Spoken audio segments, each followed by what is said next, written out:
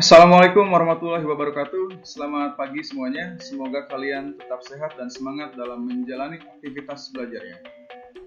Oke, jangan lupa isi absensi di link yang sudah Bapak bagikan di Google Classroom dan grup WhatsApp. Oke, siap untuk belajar hari ini ya. Mudah-mudahan Bapak rekan semuanya siap untuk belajar. Nah, materi hari ini masih sama dengan pertemuan di minggu lalu. Kita masih membahas kerajaan-kerajaan pada masa Hindu-Buddha. Nah, untuk minggu lalu kita sudah membahas kerajaan Kutai, Tarumanegara, dan Sriwijaya. Hari ini pembahasan utama kita mengarah ke kerajaan Mataram kuno. Oke, mari kita lanjut. Sebelum mulai ke pembahasan, Bapak akan menyampaikan kompetensi dasar dan tujuan pembelajarannya terlebih dahulu. Kalian bisa baca sepintas ya, masih sama dengan minggu lalu untuk kompetensi dasar dan tujuan pembelajarannya. Masih di KD 3.6 untuk pengetahuan dan KD 4.6 untuk keterampilan. Kita lanjut ke pembahasan utamanya. Oke, kita awali dari berdirinya kerajaan Mataram kuno. Pada pertengahan abad ke-8, di Jawa bagian tengah berdiri sebuah kerajaan baru yaitu Kerajaan Mataram kuno. Mengenai letak dan pusat kerajaan Mataram kuno tempatnya belum bisa dipastikan. Ada yang menyebutkan pusat kerajaan di Medang dan terletak di Pokpitu. Sementara letak Pokpitu sampai sekarang belum jelas. Nah, keberadaan lokasi kerajaan itu dapat diterangkan berada di sekeliling pegunungan dan sungai. Oke, di sini kita simak. Di bawah kita lihat petanya, Bapak sudah tandai dengan lingkaran warna merah. Di bagian utara terdapat Gunung Sumbing dan Sindoro, serta Gunung Merapi dan Merbabu. Kalian bisa lihat titik merahnya. Nah, kemudian di sebelah barat ada Pegunungan Serayu. Kemudian lanjut di sebelah kiri ada Gunung Lawu. Dan di sebelah selatan ada Pegunungan Sewu. Nah, bisa kalian lihat ya, ini posisi dan letak. Diperkirakan adanya kerajaan Mataram kuno seperti itu. Untuk mengetahui perkembangan kerajaan Mataram kuno dapat digunakan sumber yang berupa prasasti. Bisa kalian lihat bukti-bukti prasastinya. Pada masa dinasti Sanjaya terdapat prasasti Canggal, Balitung, dan kitab cerita Parahyangan. Ini dinasti Sanjaya. Kemudian untuk dinasti Sailendra terdapat prasasti Kalasan, Plurak, Ratu Boko, Nalanda, Bigor, dan berita dari Cina. Di samping ada gambar prasastinya, silahkan kalian bisa simak ya. Ada prasasti Canggal bentuknya seperti ini, kemudian ada Balitung, Kalasan, Nalanda, dan Ratu Boko. Kita lanjut berikutnya.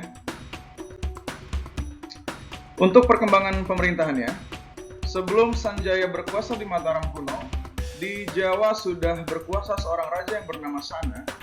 Sana ini adalah raja ketiga dari kerajaan Galuh. Galuh itu ada di Sunda gitu ya. Nah, menurut prasasti Canggal yang berangka tahun 732 Masehi diterangkan bahwa Raja Sana gugur diserang musuh. Akhirnya telah digantikan oleh Sanjaya. Nah, Raja Sanjaya adalah putra dari Sanaha. Sanaha itu adalah saudara perempuan dari Raja Sana. Jadi, Raja Sana ini adalah paman dari Sanjaya yang kemudian melanjutkan kepemimpinan Raja Sana dengan mendirikan kerajaan baru yaitu Mataram kuno. Nah, bisa kalian lihat gambar ilustrasinya ya. Ini Bratasenawa atau yang dikenal dengan Raja Sena. Ini raja dari kerajaan Galuh gitu ya. Kemudian dilanjutkan masa kepemimpinannya oleh Sanjaya. Kemudian Sanjaya mendirikan kerajaan baru yang bernama Mataram kuno gitu ya, seperti itu. Nah, Rakai Mataram Sang Ratu Sanjaya itu julukan rajanya gitu ya. Adalah raja pertama kerajaan Medang periode Jawa Tengah atau lazim disebut kerajaan Mataram kuno. Namanya dikenal melalui prasasti Canggal dan prasasti Mantiasi serta naskah cerita Parahyangan. Kita lanjutkan. Sejarah berdirinya kerajaan Mataram kuno. Di sini terdapat dua wangsa atau dinasti ya. yaitu Wangsa Sanjaya yang menganut agama Hindu yang didirikan pada tahun 732 oleh Sanjaya tadi yang sudah dibahas. Kemudian Wangsa Sailendra ranking kedua menganut agama Buddha didirikan pada tahun 752. Untuk Sailendra sendiri ini didirikan oleh Raja Banu. Kedua wangsa ini hidup beriringan atau berdampingan di satu kerajaan yang sama, yaitu Mataram kuno. Tapi mereka beda tahta kepemimpinan. Yang tidak jarang juga terjadi pertikaian antar kedua wangsa ini. Tapi yang pasti berdirinya kerajaan Mataram kuno ini terdapat pada prasasti yang ditulis oleh Raja Balitung atau prasasti Balitung terkenal ya gitu ya, yang menyebutkan Raja Sanjaya sebagai pendiri kerajaan dari Mataram kuno. Oke, kalian bisa simak penyebutan kerajaan Mataram kuno ini pertama kali disebut pada prasasti Balitung gitu ya. Kita lanjutkan. Nah, lanjut ke silsilah atau urutan raja-raja dari kedua dinasti, silahkan bisa kalian simak gitu ya. Untuk dinasti Sanjaya didirikan oleh Raja Sanjaya, sedangkan dinasti Sailendra didirikan oleh Raja Banu. Bisa kalian lihat ini urutan tahta kerajaannya beserta tahunnya gitu ya. Kita lanjutkan kembali. Untuk peninggalan kebudayaan dinasti Wangsa Sanjaya, berdiri bangunan kebudayaan terkenal yaitu ada Candi Prambanan. Mungkin kalian sudah pernah ada yang pergi ke sana gitu ya, atau sepintas tahu apa itu Candi Prambanan. Oke, Candi Prambanan dibangun pada abad ke-9 Masehi atas perintah Raja Rakai Pikatan pada masa puncak kejayaan dinasti Sanjaya. Candi Prambanan merupakan bangunan suci agama Hindu yang ditujukan untuk memperkuat keberadaan agama Hindu di wilayah selatan Jawa. Nah, di samping itu terdapat pula bangunan candi lainnya di sekitar daerah Jawa Tengah, yaitu ada Candi Dieng. Candi Dieng ini terletak di wilayah Wonosobo dan di perbatasan Purbalingga. Kemudian berikutnya ada Candi Gedong Songo yang masuk ke wilayah Semarang, dan masih banyak lagi candi Hindu lainnya. Oke, kita lanjutkan. Untuk peninggalan kebudayaan Wangsa Sailendra, ada candi Buddha terbesar di dunia yaitu Candi Borobudur. Candi Borobudur didirikan oleh Raja Samaratungga dari dinasti Sailendra pada abad ke-9. Untuk Candi Borobudur merupakan karya unik ya, yang didirikan langsung di atas bukit. Ceritanya di atas bukit, tapi yang Bapak pernah dengar dan Bapak pernah pergi mengunjungi Borobudur, ada satu pemandu wisata mengatakan bahwa Borobudur bukan dibangun di atas bukit, melainkan tanah yang ditinggikan gitu ya. Ada informasi yang mengatakan seperti itu. Karena kalau melihat sekitaran wilayah Borobudur, di sebelah utara ada bukit Tidar atau Gunung Tidar, kemudian di sebelah barat ada Sindoro dan Sumbing, di sebelah timurnya ada Merbabu dan Merapi, di sebelah selatan ada Bukit Menoreh. Jadi bisa dipastikan di tengah-tengah itu bukan bukit atau dataran tinggi, melainkan daerah pesawahan yang pada pembuatan Candi Borobudur tanahnya ditinggikan terlebih dahulu baru dibangun Candi Borobudur tersebut gitu ya. Oke, bangunan ini dinamai Bumi Sambara Buddha yang artinya bukit peningkatan kebijakan setelah melampaui tingkat bodhisattva gitu ya, seperti itu. Itu sepintas mengenai Candi Borobudur.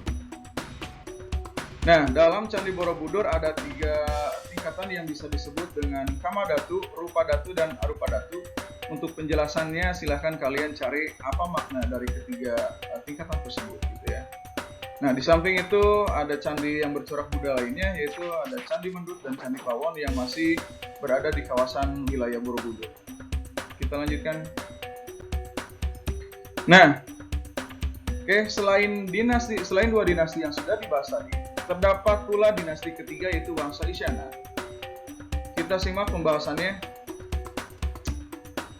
Pertentangan di antara keluarga Mataram, dinasti Sanjaya dan dinasti Sailendra tampaknya terus berlangsung gitu ya, hingga masa pemerintahan Mpu Sendok, yaitu raja terakhir dari Wangsa Sanjaya. Mpu Sendok memerintah pada tahun 929 Masehi. Nah, pertikaian ini menyebabkan Mpu Sendok memindahkan ibu kota kerajaan dari Medan atau Jawa Tengah ke Daha, Jawa Timur ya. Dan akhirnya mendirikan dinasti baru yaitu dinasti Wangsa Isyana gitu ya. dinasti Wangsa Isyana. Kalian bisa lihat ilustrasinya perpindahan daerah Kekuasaan Mataram dari Jawa Tengah. Ini 4 raja terakhir dari dinasti Sanjaya ya. Ada Rakai Dakso, kemudian Rakai Tulodong, Diahwawa, dan Empu Sindok terakhir, dan sambil mengalihkan pusat kerajaannya ke wilayah Jawa Timur seperti itu.